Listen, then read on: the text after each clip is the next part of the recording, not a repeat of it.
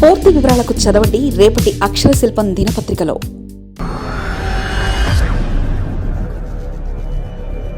తమిళనాడు తరహా ప్రతీకార రాజకీయాలు, తెలుగు రాష్ట్రాల్లో ప్రతీకార పర్వాలు.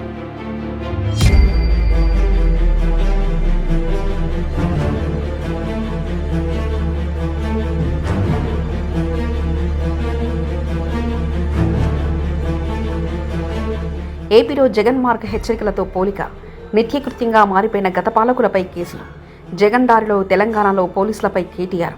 తెలుగు రాష్ట్రాల రాజకీయ ముఖ చిత్రం ఇప్పుడు ఒక ఆందోళనకరమైన మలుపు తిరిగింది. అధికారం చేతులు మారినప్పుడల్లా పాత పాలకుల నిర్ణయాలను సమీక్షించడం ప్రజాస్వామ్యంలో సహజమైన అది వ్యక్తిగత కక్ష సాధింపుగా అధికారులను లక్ష్యంగా చేసుకునే స్థాయికి చేరడం వ్యవస్థల పతనానికి సంకేతం. తాజాగా తెలంగాణలోని ఫోన్ ట్యాపింగ్ కేసులో విచారణలు, ఆంధ్రప్రదేశ్లో గత ప్రభుత్వ నిర్ణయాలపై సాగుతున్న దర్యాప్తులే ఇందుకు నిదర్శనం. తెలుగు రాష్ట్రాల రాజకీయాల్లో ఈ సరికొత్త ధోరణి ఆందోళన రేకెత్తిస్తుంది. గతంలో విమర్శలు కేవలం రాజకీయ నేతల మధ్య పరిమితమయ్యేవి, కానీ ఇప్పుడు అధికార పక్షం ఆదేశాలను అమలు చేసే అధికారులే టార్గెట్గా మారుతున్నారు. తెలంగాణలో బీఆర్ఎస్ వర్కింగ్ ప్రెసిడెంట్ కేటీఆర్ వ్యాఖ్యలు, ఆంధ్రప్రదేశ్లో గతంలో జగన్ చేసిన హెచ్చరికలు ఇప్పుడు బ్యూరోక్రసీలో చర్చనీయాంశంగా మారాయి. అధికార పక్షం ఒత్తిళ్లకు తలొగ్గి అడ్డగోలుగా నిర్ణయాలు తీసుకుంటే ప్రభుత్వం మారిన తర్వాత భవిష్యత్తులో తీవ్ర పరిణామాలు ఎదుర్కోవాల్సి వస్తుందని విపక్షాల హెచ్చరికలతో ఐఏఎస్, ఐపీఎస్ అధికారులు సందిగ్ధంలో పడ్డారు. తెలంగాణలో బీఆర్ఎస్ నేతలపై కాంగ్రెస్ ప్రభుత్వం, ఆంధ్రప్రదేశ్లో వైసీపీ నేతలపై కూటమి ప్రభుత్వం వరుసగా కేసులు నమోదు చేస్తుండటంతో ప్రతీకార రాజకీయాల సంస్కృతి వేళ్లనుకుంటుంది. ఫోన్ ట్యాపింగ్ కేసులో మాజీ మంత్రి హరీష్ రావును సీటు విచారించడం తెలంగాణ రాజకీయాల్లో భూకంపాన్ని సృష్టించింది. ఈ పరిణామంపై కేటీఆర్ స్పందిస్తూ పోలీసు యంత్రాంగానికి గట్టి హెచ్చరిక జారీ చేశారు. జూబ్లీహిల్స్ పోలీస్ స్టేషన్ వద్ద భారీ పోలీసు బందోబస్తు మధ్య ఈ విచారణ కొనసాగుతుండగా బీఆర్ఎస్ వర్కింగ్ ప్రెసిడెంట్ కేటీఆర్ అధికారులపై నిప్పులు చెరిగారు. ముఖ్యమంత్రి రేవంత్ రెడ్డి అధికారులను తన రాజకీయ కక్ష సాధింపుకు పావులుగా వాడుకుంటున్నారని ఆయన ఆరోపించారు. చట్టాన్ని అతిక్రమించేవారు తాము రిటైర్ అయ్యాక కూడా క్షేమంగా ఉంటామని అనుకోవద్దని పేర్కొన్నారు. గతంలో ఒక రిటైర్ అధికారిని 40 రోజుల పాటు జైల్లో ఉంచిన ఉదంతాన్ని గుర్తు చేస్తూ అధికారులను పరోక్షంగా డెడ్లైన్ విధించారు. హైదరాబాద్ పోలీస్ కమిషనర్ సజ్జనార్ వ్యాఖ్యలపై స్పందిస్తూ ఎవరు లోపల ఉంటారో ఎవరు బయట ఉంటారో కాలమే నిర్ణయిస్తుందని ఘాటుగా సమాధానమిచ్చారు.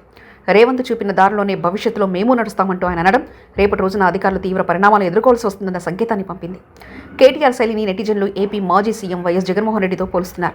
జగన్ ప్రతిపక్షంలో ఉన్నప్పుడు, అలాగే అధికారంలో ఉన్నప్పుడు కూడా అధికారులు ఎక్కడున్నా వదిలిపెట్టాం, సప్త సముద్రాల అవతల ఉన్నా రప్పించితే చర్యలు తీసుకుంటామని తరచూ హెచ్చరించేవారు. ఇప్పుడు కేటీఆర్ కూడా అదే తరహాలో రిటైర్ అయినా వదిలిపెట్టమని అనడంలో సోషల్ మీడియాలో నాడు జగన్, నేడు కేటీఆర్ సేమ్ టు సేమ్ అనే చర్చ నడుస్తుంది.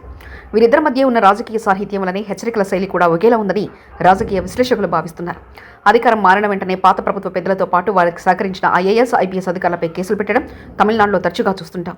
ఇప్పుడు అదే సంస్కృతి తెలుగు రాష్ట్రాల్లోనే వేళ్లూనుకుందని అది ఆందోళన వ్యక్తమవుతుంది. అటు ఏపీలో వైసీపీ నేతలపై కూటమి ప్రభుత్వం, అటు తెలంగాణలో బీఆర్ఎస్ నేతలపై కాంగ్రెస్ ప్రభుత్వం పట్టు బిగిస్తుండటంతో అధికారులు ఇరకాటంలో పడుతున్నారు. ముఖ్యంగా రాజకీయ క్రీడలో పోలీసులు, ఇతర ప్రభుత్వ యంత్రాంగం బలవుతున్నారని, జర్నలిస్టులు సైతం ఈ ఆధిపత్య పొరలో నలిగిపోతున్నారని విశ్లేషకులు చెబుతున్నారు.